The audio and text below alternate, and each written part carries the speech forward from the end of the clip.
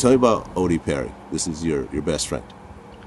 Folks was a gangster. He was real savage. He was a real nigga. He was solid. You know, he died at a young age. And that. I almost feel pity for these people. They look calm, and then when all is said and done, they act like monsters. At the time he was out there, like, folks was fearless, you know what I'm saying? Folks was a gangster, you know? He was one of them dudes. At one point, Tuka gets killed. Yeah. She was shot. She was close to Tuka, right? And you were close to Tuka as well? That was my best friend. Like, that was your best friend. Real facts, like, even right now, the old videos that's resurfacing of Tuka, like, y'all always either hear me or see me right there. Like, it's my dog. Oh, bro.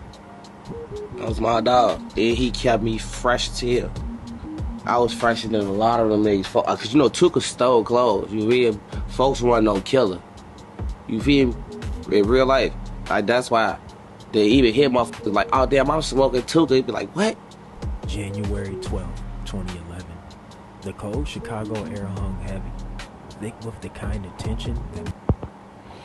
Just imagine, they look so young, so young. I believe if everybody were paying for their life, nobody will play with theirs. Maybe God will start charging each year you spend on earth, you will be paying $1 million every year. You cannot pay $1 million and waste your life the following day. No. When you pay $1 million, you will take full responsibility of your life. People don't value free stuff. The life is free, so they use it as they like. It's so sad. Very, very sad. The streets hum with quiet anticipation. The city was on edge, a storm brewing beneath the surface. At a bus stop on 63rd and St. Lawrence, 3 figures stood waiting. One of them, a young man by the name of Shondell Gregory, better known to the streets as Tuka. Unbeknownst to him, his time was running out. A dark-colored car slowed to a stop. The door creaked open. A figure emerged, face obscured by a half mask, gun glinting under the dim street lights.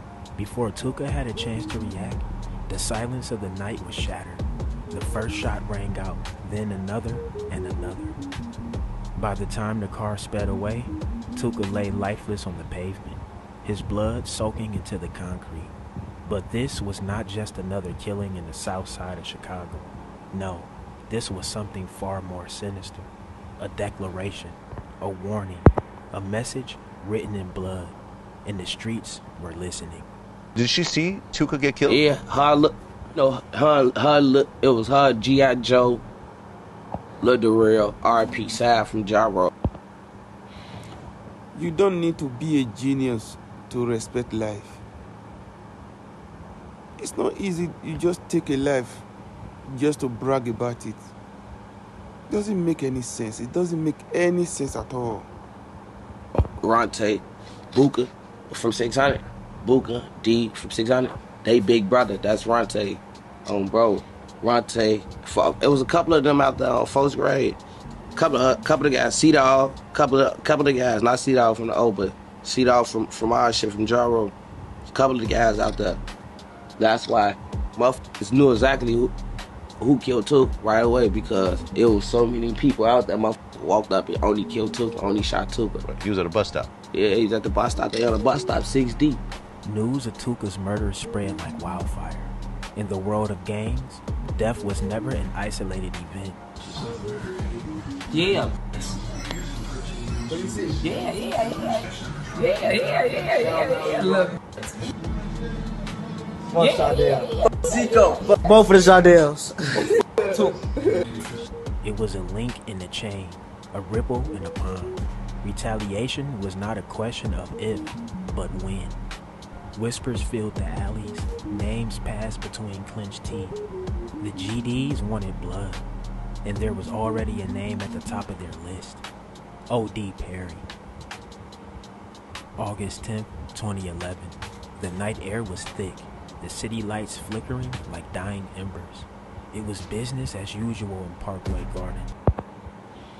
Children that would have a good life, they look promising. They just throw away their life like that, all the name of gangster. I think it's sign of stupidity, if I'm honest. I think they are dumb. People out, cars rolling slow.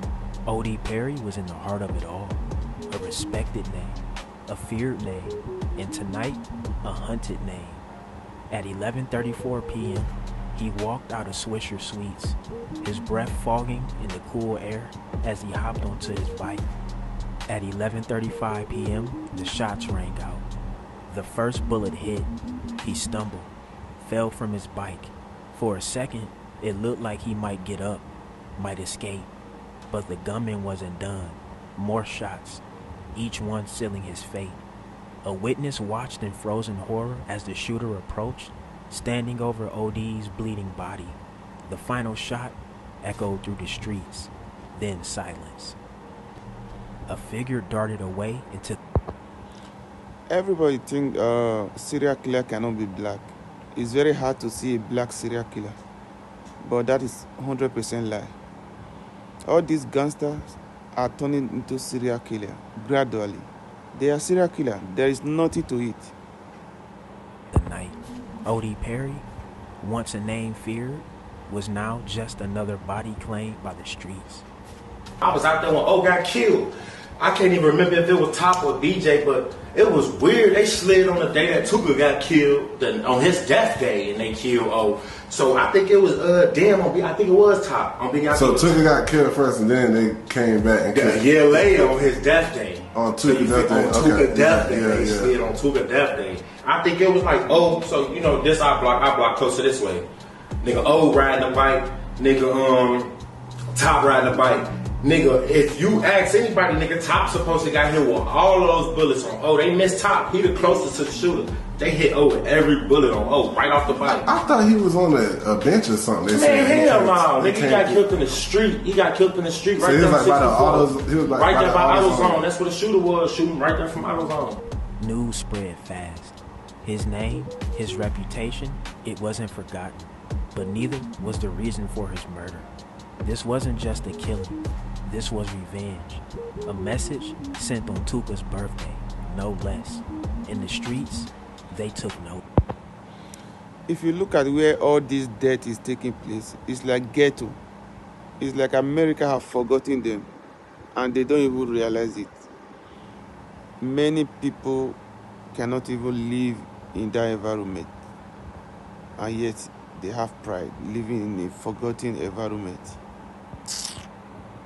Gang affiliates, friends, enemies, they all had something to say. But one name stood out amongst the rest. A name whispered in hushed tones. A name spoken with equal parts fear and respect. Jakira Barnes. They called her the female assassin. And rumors swirled that she was the one who pulled the trigger. The proof? A photo. In it, she posed with O.D. Perry's own firearm. But was she really the killer? Or was this just another story twisted by the streets?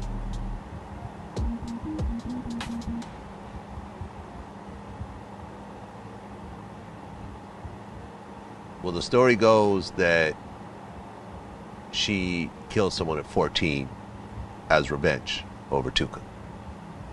That's what they say. Man, O.D. got it. It's like... Right, well, O.D. Perry got killed at one point.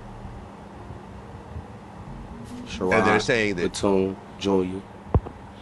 If you hear their names, you would think it's one adult, maybe a mature person, only for you to find out that they are just 17, 15, 20 years old. They're saying that she was the shooter. That's the rule. I mean, it's footage. It's actually it's a video of O.D. Perry getting killed. Yeah. And you saw it. I ain't seen nothing, man. I just heard the stories, bro. Okay. I just be hearing. Man, I be hearing through the grapevine like his shit. I don't be knowing nothing for real. You know what I'm saying? Not all the time. Okay, fair enough. I'm just putting it out there. Not all the time. 2011, he ended up losing his life. Yeah. He was only 20 years old. Yeah. The day that it happened. Tell me when you heard the news. I was in jail. I had called my mama. My mama was crying, and I had thought something happened to my brother. The way she was crying, I'm like, I thought something happened to my brother. So I asked her where my brother was at, and she was like, he next door. And yet, all these type of people will have the mind to cry racism. When almost 99% of death of black people is carried out by black people, and here you cry racism. And then I asked her where another one of my homies was at, one of my close homies, and she was like, he next door too, he good. Then my heart dropped. I ain't even asked about my other little cousin, BJ. I ain't even asked about him. I'm like, man, what at? And she kept pausing. Like, every time I say, well, at, her cries are pause. Like, she took a deep breath, and her cries get worse. I mean, something had to happen to folks. Then she tell me, like, folks dead. She like, he got killed last night. I'm damn. That was like my first death experience of friends. So it was like damn, you know? Law enforcement had their suspicions, but in a world where loyalty ran deeper than truth, getting answers was near impossible. Then, in 2016, the case took a turn. A confidential informant stepped forward, revealing details no outsider could have known. The only reason why it's hard for police to investigate this type of murder because they don't torture in U.S. If you're in Nigeria or any other African country, when police arrest you, they will beat the living daylight out of you. You will sing like a whistle. You will sing everything. All these people are not gangsters. They are just hiding behind good policy. U.S. or West have a good policy. They don't torture the way Africa or Russia or China will torture you. If you are tortured, you will sing.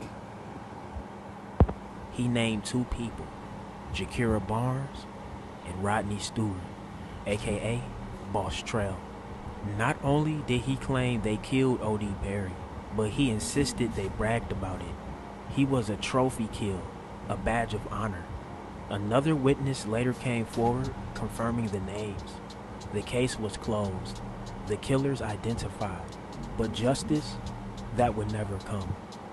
Because by the time the truth surfaced, both Jakira and Boss Trail had already met their own violent ends. Another cycle of bloodshed, another chapter in a never-ending war. With O.D. Perry gone, the streets didn't forget. His name was immortalized, but not in a way most would have hoped for. Parkway Gardens, once called Wick City, was now Oblock, a name spoken across the country, a battleground that bred legends and took lives in equal measure.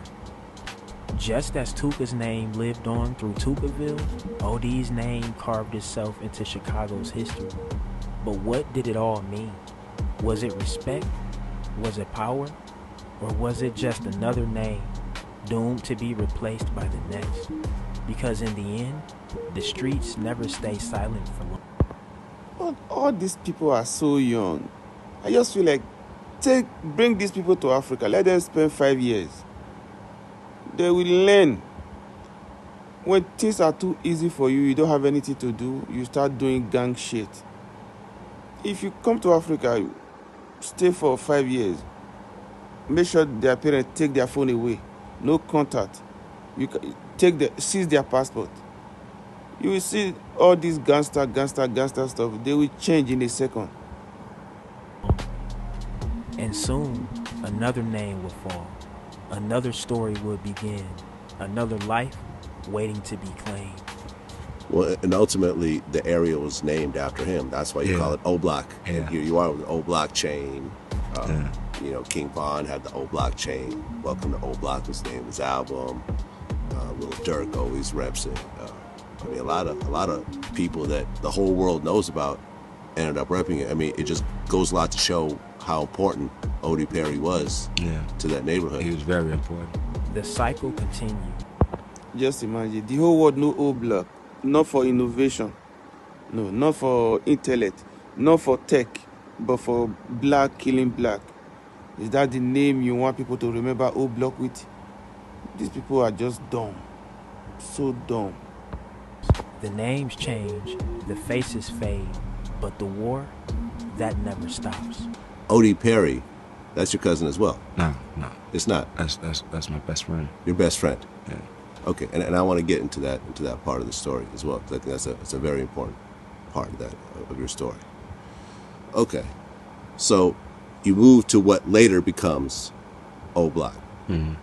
And, you know, Oblock is really known for its violence. You know, there was like more shootings in that area than a lot of other areas in the city. So when you moved over there, I think Oblock known more for his music than violence. People just gonna always go for the bad. Yeah. But if we would never made music, y'all wouldn't even know of us at all. It's a good point. All right, y'all, there y'all have it. That's been the story of Odie Perry. I just feel like black parents are so naive. If you look at your environment and you see death all around you, get your bag, get your family, and move to another location before it's too late. If all these guys' parents was scattered across the US, all this would have been averted. Just try elsewhere. Pick up your family, go to another location, and start a new life. It's better than mourning a dead son. It's far, far better. Thank you for watching. Please subscribe to my channel. Thank you.